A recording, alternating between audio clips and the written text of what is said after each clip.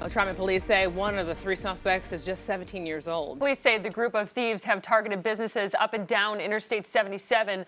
More than a dozen businesses have been hit. They believe the group of three men has robbed or broken into at least 10 businesses in Mooresville, 2 in Troutman, and at least 1 business in Statesville.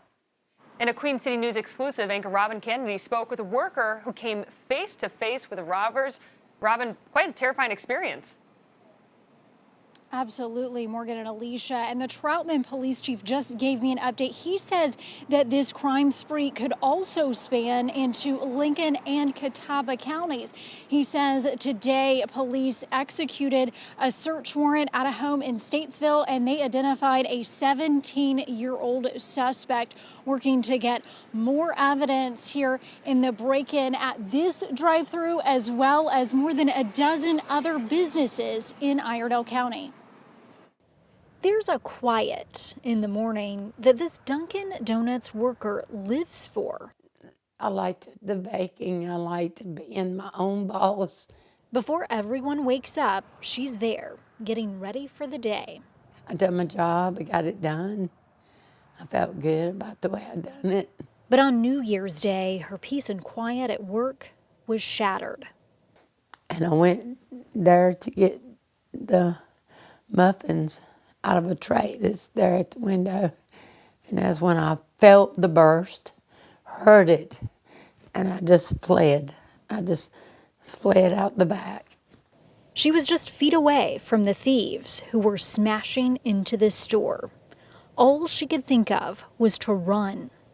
I just fled out the back. She ran to a house to get help. Past another store to a house, and I was banging and begging and pleading for them to please open the door. Police say the thieves grabbed some cash inside the Dunkin' Donuts and the worker's keys. She watched as they drove away in her car. No young men ought to be out here doing this to people. They need to get jobs. They need to grow up. They need to get a life. She's terrified and won't show her face because she doesn't want them to know who she is. So I don't sleep because I'm scared to go to sleep. Her only comfort is that she knows she was protected.